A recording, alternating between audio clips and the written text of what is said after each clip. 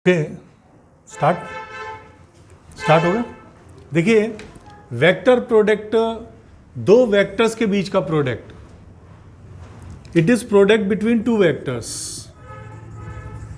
Product between two vectors. अब दो vectors है, मान लो एक वेक्टर ए वेक्टर है, दूसरा वेक्टर बी वेक्टर है। इनका प्रोडक्ट स्केलर भी हो सकता है, बिना वेक्टर का भी हो सकता है, और इनके बीच का प्रोडक्ट वेक्टर भी हो सकता है। दो पॉसिबिलिटीज हैं, इनके बीच का प्रोडक्ट स्केलर भी हो सकता है, इनके बीच का प्रोडक्ट वेक्टर भी हो सकता है। पहले हम इनके स्केलर प्रोडक्ट को देखते हैं। अगर इनका रिजल्टेंट मतलब इनका प्रोडक्ट स्केलर है तो इनके बीच के प्रोडक्ट को स्केलर प्रोडक्ट कहते हैं, और अगर इनका प्रोडक्ट वेक्टर है तो इनके बीच के प्रोडक्ट को वेक्टर प्रोडक्ट कहते हैं। एक सिंपल सी बात है, ये मैं एक बार बता देता हूँ आपको, कि मान लीजिए जैसे क्रिकेट पिच का रोलर है, ये क्रिकेट पिच को रोल करने वाला रोलर है। इसमें इस तरह का एक हैंडल है, इस हैंडल को आप ऐसे फोर्स लगा के खींच रहे हैं आगे की तरफ, और ये रोलर रोल करते हुए आगे की तरफ जा रहा है। तो इस डायरेक्शन में रोलर का डिस्प्लेसमेंट हो रहा है, इस डायरेक्शन में रोलर का डिस्प्लेसमेंट हो रहा है, और फोर्स लग रहा है अदर डायरेक्शन में। इसका मतलब जरूरी नहीं है कि जिस डायरेक्शन में डिस्प्लेसमेंट हो रहा हो उसी डायरेक्शन में फोर्स लग रहा हो।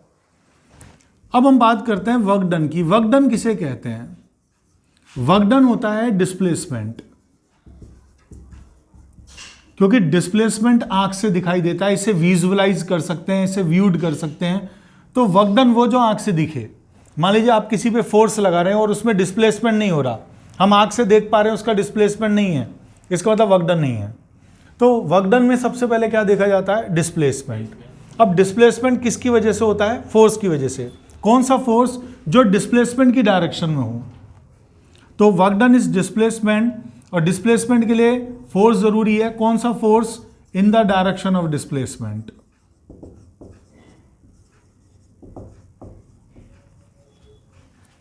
तो वर्क डन की कंप्लीट डेफिनेशन है displacement into force in the direction of displacement. भाई डिस्प्लेसमेंट तो है, लेकिन डिस्प्लेसमेंट के डायरेक्शन में कोई फोर्स लग रहा होगा, वही तो डिस्प्लेस करेगा उसको। जैसे यहां फोर्स और डिस्प्लेसमेंट के बीच में एंगल मान लेते हैं थीटा है, तो ये फोर्स डिस्प्लेसमेंट के लिए रेस्पॉन्सिबल नहीं है। आपको क्या करना पड़ेगा? इस फोर्स का डिस्प्लेसमेंट की डायरेक्शन में कंपोनेंट लेना पड़ेगा। हमें पता है थीटा डायरेक्शन में फोर्स का कंपोनेंट आएगा F cos theta. F cos theta इस डिस्प्लेसमेंट के लिए रेस्पॉन्सिबल है। तो डिस्प्लेसमेंट मैंने लिख दिया एस, लेकिन डिस्प्लेसमेंट के लिए रेस्पॉन्सिबल कौन है? F cos theta. तो वर्क डन की डेफिनेशन हो गई S into F cos theta, मतलब displacement into force in the direction of displacement. ऐसा हो सकता है कि भाई जिधर फोर्स लग रहा हो उधर डिस्प्लेस हो रहा हो, तो दोनों के बीच में एंगल 0 डिग्री हो जाएगा। जिधर डिस्प्लेसमेंट हो रहा हो उधर ही फोर्स लग रहा हो, तो इनके बीच में एंगल 0 डिग्री हो जाएगा, और cos 0 1 हो जाता है। उस केस में हम s इंटू एफ ले लेंगे, क्योंकि cos 0 1 होता है। अब इसे s into F cos theta को f डॉट s बोला गया, इसे नाम दिया गया डॉट प्रोडक्ट, क्योंकि वर्क डन क्या है? स्केलर है। अब एस एफ कॉस थीटा को ये निक नेम दिया गया, ये एक शॉर्ट नेम दिया गया, एक नाम दिया गया f डॉट s। तो हमारे पास में वर्क डन की डेफिनेशन आ गई f dot s। Actually work done f dot s नहीं है, work done s into F cos theta है। s into F cos theta को f डॉट s नाम दिया गया। तो अब हम इसे डॉट प्रोडक्ट के नाम से जानने लग गए कि अगर दो वेक्टर्स का प्रोडक्ट डॉट प्रोडक्ट है तो उसको ऐसे खोला जाएगा, ये वेक्टर है, ये फोर्स वेक्टर है, इसका मैग्नीट्यूड f है, ये s वेक्टर है, इसका मैग्नीट्यूड s है, और cos इन दोनों के बीच का एंगल है थीटा। इसके बिहाफ पे एक फार्मूला बन गया कि a डॉट बी जो होता है, a vector dot b vector that is equal to c। तो a डॉट b होता है ab cos theta. s f cos theta को लिखते हैं f डॉट s, तो ab cos थीटा को लिखते हैं a डॉट b, लेकिन हम पढ़ते उल्टा है, a dot b is ab cos theta. Actually ab cos theta a dot b है। और ये डॉट प्रोडक्ट क्यों है? क्योंकि ये जो प्रोडक्ट आया है ये स्केलर आया है, और स्केलर प्रोडक्ट में हम डॉट से डिनोट करते हैं। अगर डॉट लगा रखा है इसका मतलब रिजल्टेंट प्रोडक्ट स्केलर आएगा, और अगर ये वेक्टर आ रहा है तो इसको क्रॉस से रिप्रेजेंट करते हैं। तो क्रॉस प्रोडक्ट का मतलब होता है वेक्टर और डॉट प्रोडक्ट का मतलब होता है स्केलर। तो ए डॉट बी को बोलते हैं A B cos theta that equals to C. अब ए क्या है, ये ए वेक्टर का मैग्नीट्यूड है, मतलब वैल्यू है ए की वेक्टर, और बी क्या है, बी वेक्टर का मैग्नीट्यूड है, और थीटा ए वेक्टर और बी वेक्टर के बीच का एंगल है। तो A dot B A B cos theta होता है। तो इनके बीच में डॉट प्रोडक्ट दो टाइप से हो सकता है, मतलब डॉट प्रोडक्ट का रिजल्ट जो आएगा वो रिजल्टेंट वेक्टर स्केलर आएगा इसमें। तो अगर दो वेक्टर्स का प्रोडक्ट स्केलर आ रहा है तो उसको स्केलर प्रोडक्ट कहते हैं और इसे डॉट से डिनोट करते हैं। देखिए डॉट प्रोडक्ट कर रहे हैं, आई का आई के साथ डॉट प्रोडक्ट करना है। मान लो आपको बोला गया आई डॉट आई करिए, तो आई क्या है, i is unit vector in x direction. Unit vector मतलब इसका मैग्नीट्यूड 1 है। तो ए डॉट बी हमारे पास फॉर्मूला होता है A dot B is equal to A B cos theta. Means पहले वेक्टर का मैग्नीट्यूड लिखते हैं, फिर दूसरे वेक्टर का मैग्नीट्यूड लिखते हैं, कॉस दोनों वेक्टर्स के बीच का एंगल लिखते हैं। तो पहला वेक्टर हमारा यूनिट वेक्टर है, इसका मैग्नीट्यूड 1 है। दूसरा वेक्टर यूनिट वेक्टर है, इसका मैग्नीट्यूड 1 है। कॉस दोनों के बीच में एंगल 0 है, 1 1 कॉस 0 1, तो इसका मल्टीपल आ गया 1। तो किसी भी डॉट प्रोडक्ट को इस तरह से सॉल्व कर सकते हैं। आई डॉट आई 1 होता है, जे डॉट जे भी 1 होता है, के डॉट के भी 1 होता है। जे को कहते हैं यूनिट वेक्टर इन वाई डायरेक्शन, के को कहते हैं यूनिट वेक्टर इन जेड डायरेक्शन। लेकिन आई का जे के साथ करें या जे का के साथ करें या के का आई के साथ करें तो इसका मैग्नीट्यूड 1, इसका मैग्नीट्यूड 1, कॉस एक्स डायरेक्शन का वाई डायरेक्शन के साथ एंगल 90, कॉस 90 0। तो किसी भी डिफरेंट आई और जे के आई इनका प्रोडक्ट हमेशा 0 आता है। दूसरा ये जो स्केलर प्रोडक्ट है इसका मेन यूज क्या है, इसका मेन यूज है अगर आपको दो वेक्टर दे रखे हैं, लाइक एक वेक्टर दे रखा है आपको आई प्लस जे, दूसरा वेक्टर आपको दे रखा है मान लीजिए आई माइनस जे या 2i प्लस 3k दे रखा है, ऐसा दे रखा है, कुछ भी दे रखा हो, और आपसे बोला हो इन दोनों वेक्टर्स के बीच का एंगल बताइए। तो दो वेक्टर्स के बीच का एंगल बताने के लिए भी हम डॉट प्रोडक्ट काम में लेते हैं। कैसे करते हैं, हम पहले इनका सिंपली डॉट प्रोडक्ट कर देते हैं, that is equal to A B cos theta. यहां पर कॉस थीटा कितना आ जाएगा, कॉस थीटा आ जाएगा dot product of A and B divided by A and B. तो मैंने ए की जगह रखा आई प्लस जे, बी की जगह रखा 2i प्लस 3k अपॉन ए और बी। ए है ए वेक्टर का मैग्नीट्यूड, इसका मैग्नीट्यूड हमें पता है आई प्लस जे की फॉर्म में है तो इसका मैग्नीट्यूड हो जाएगा अंडर रूट पहली की वैल्यू का स्क्वायर, क्योंकि हमारे पास फॉर्मूला है अगर C vector is equal to A vector plus B vector हो तो सी इज इक्वल टू होता है under root A square plus B square plus 2ab cos theta. ये ए क्या है, ये पहले वेक्टर के मैग्नीट्यूड का स्क्वायर है। तो मैंने यहां पर ये फॉर्मूला लगाया, सी की जगह ए है तो सी की जगह ए, यहां ए की जगह आई है तो आई का मतलब यूनिट वेक्टर, तो यूनिट वेक्टर मतलब 1 का स्क्वायर, प्लस सेकंड क्या है हमारे पास, सेकंड जे है तो जे का स्क्वायर मतलब 1 का स्क्वायर, प्लस 2 पहले का वैल्यू 1 सेकंड की वैल्यू 1, कॉस एक्स डायरेक्शन का वाई डायरेक्शन के साथ एंगल 90 डिग्री तो कॉस 90 0, तो ये टर्म 0 हो जाएगी तो रूट 2 आ जाएगा।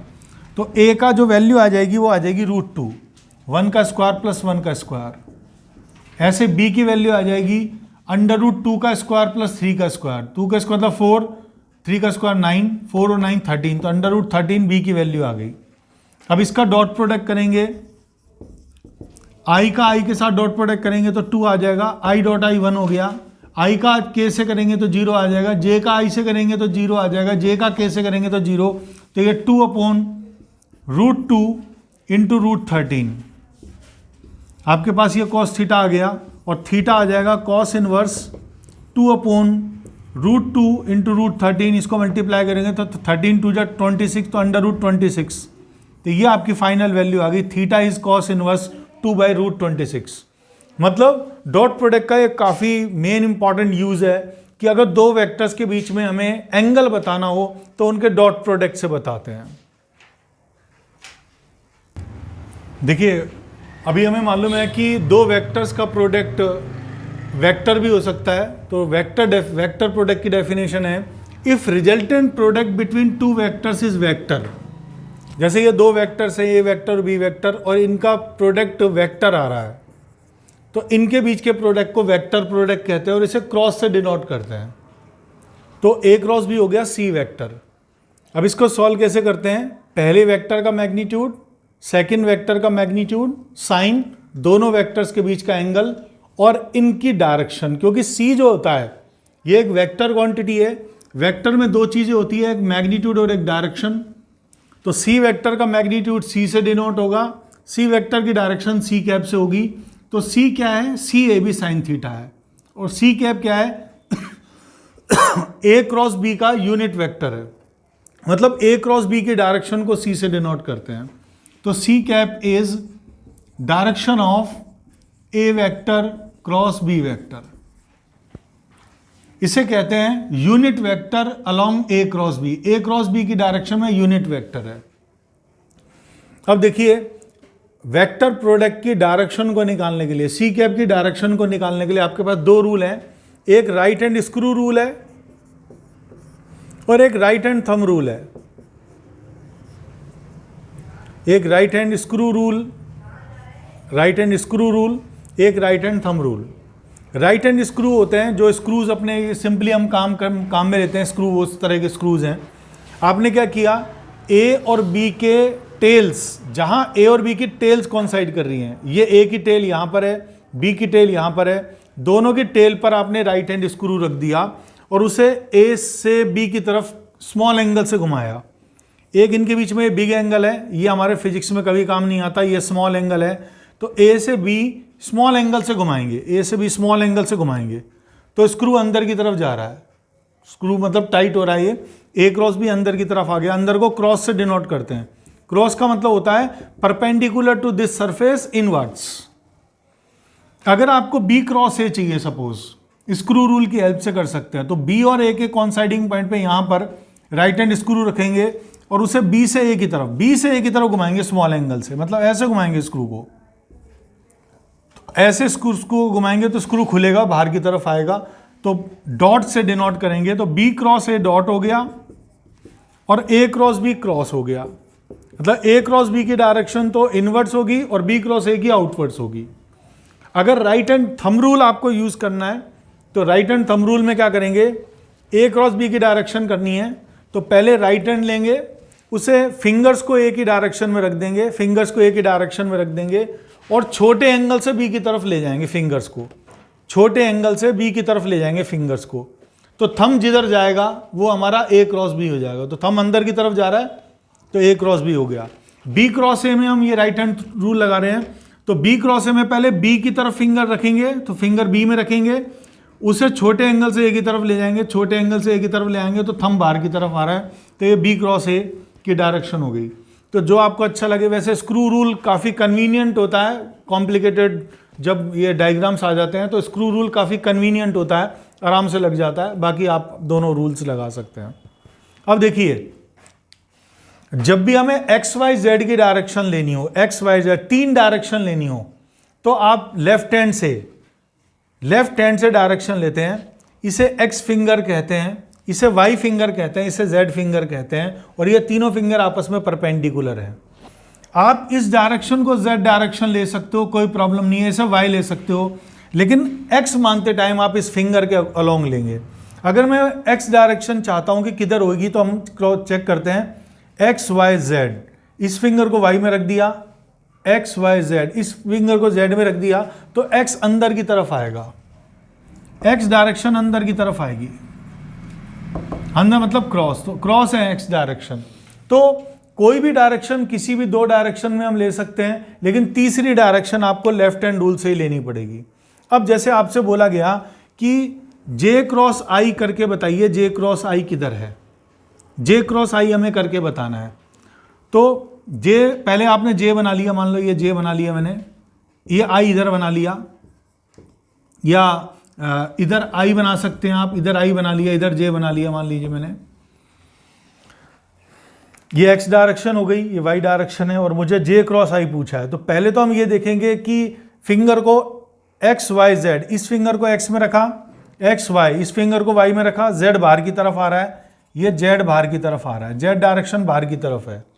अब हमें जे क्रॉस आई करना है। मैंने राइट हैंड रूल यूज़ कर लिया। सपोज पहले फिंगर को जे में ले गया, इस तरह से रखा, उसे स्मॉल एंगल से आई की तरफ घुमाया, तो हमारी डायरेक्शन अंदर आ रही है जे क्रॉस ए की। तो जे क्रॉस ए की डायरेक्शन मतलब जेड के अपोजिट, जेड के अपोजिट का मतलब minus K cap.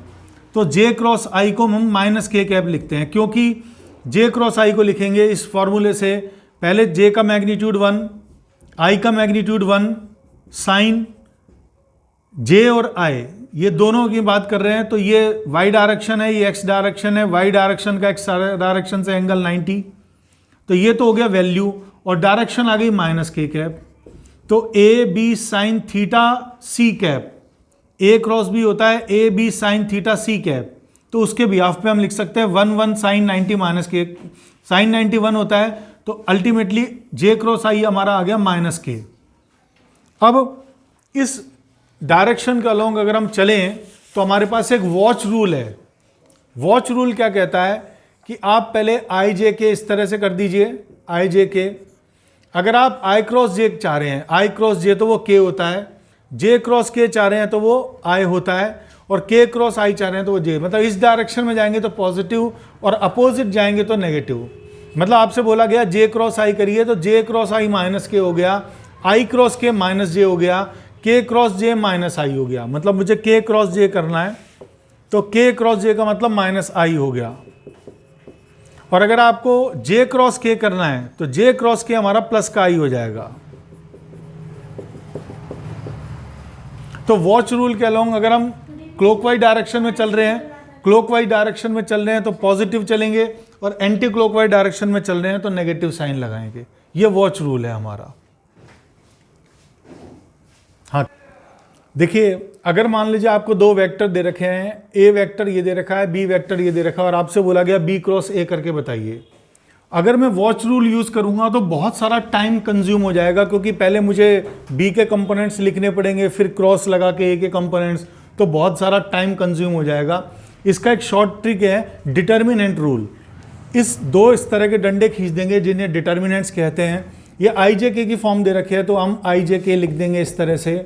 B cross ए है तो पहले बी के कंपोनेंट्स लिखेंगे, बी का आईएथ कंपोनेंट, बी का आईएथ कंपोनेंट -5 है तो आई के नीचे -5 लिखेंगे। बी का जेएथ कंपोनेंट बी का 3 है तो 3 लिखेंगे, केएथ कंपोनेंट 2 है तो 2 लिखेंगे। उसके बाद ए के कंपोनेंट लिखेंगे, ए का आईएथ कंपोनेंट 2 है, ए का जेएथ कंपोनेंट 3 है, ए का केएथ कंपोनेंट -1 है। इसे कहते हैं first row, second row, third row. First column, second column, third column. It is element of first row, first column. It is element of first row, second column. It is element of first row, third column. अब हम सबसे पहले upper left, मतलब ये left है और इसमें up है, सबसे पहले आई से स्टार्ट करेंगे, आई लिखेंगे। फर्स्ट रो फर्स्ट कॉलम को छुपा देंगे, फर्स्ट रो छुपा दी, फर्स्ट कॉलम छुपा दिया, बच गया 3 2 3 -1। इसे लिख दिया 3 2 3 -1। और 1 और 1 को ऐड किया, 1 + 1 2, 2 का मतलब सम, मतलब इनका सम किया तो ये इवन नंबर आ रहा है। इवन नंबर के लिए पहले प्लस लगा देंगे, अगर कोई इवन नंबर का प्रोडक्ट आ रहा है तो उसके लिए प्लस लगा देंगे। सेकंड आएंगे जे पे, जे है 1 + 2 3, 3 मतलब ऑड नंबर से पहले माइनस लगा देंगे। फर्स्ट रो और सेकंड कॉलम को छुपा देंगे, फर्स्ट रो और सेकंड कॉलम छुपा दिया, बच गया -5 2 और 2 -1 प्लस ये के लिखा, के मतलब 1 + 3 4, 4 का मतलब ऑड इवन नंबर से पहले प्लस का साइन लगाएंगे। फर्स्ट रो और थर्ड कॉलम को छुपा देंगे, फर्स्ट रो और थर्ड कॉलम छुपा देंगे, बच जाएगा -5 3 2 3। अब इसको सॉल्व करना है। सॉल्व करने के लिए क्या करेंगे, हमेशा अपर लेफ्ट से, लेफ्ट मेरा इधर है और अप में, यहां से स्टार्ट करेंगे। 3 × -1 -3, माइनस साइन लगा के 3 × 2 6 -j, -5 × -1 प्लस का 5, -2 × 2 4 प्लस के, -5 × 3 -15, माइनस का साइन, 3 × 2 6। बस इसे सॉल्व कर लेंगे, ये आ जाएगा -9 i कैप, और ये प्लस का 1 बच गया -j, और ये हमारा आ गया -21 k। That is your answer. तो this is your b cross a। अब आप क्रॉस चेक भी करके देख सकते हैं, जब भी आप a क्रॉस b करेंगे तो ए क्रॉस बी की वैल्यू सेम आएगी, बस साइन उल्टे हो जाएंगे। मतलब ये आ जाएगा हमारा 9i प्लस जे प्लस 21k, उल्टा आ जाएगा बिल्कुल। यहाँ प्लस आ जाएगा, प्लस आ जाएगा, प्लस आ जाएगा, तीनों में प्लस आ जाएगा। तो ए क्रॉस बी जो होता है, A cross B is always equal to minus of B cross A. तो इस आइडेंटिटी को यूज करके हम डायरेक्ट, अगर हमने बी क्रॉस ए निकाल रखा है तो ए क्रॉस बी के लिए सिर्फ माइनस से मल्टीप्लाई करके उससे सॉल्व कर सकते हैं। Thank you for watching the video.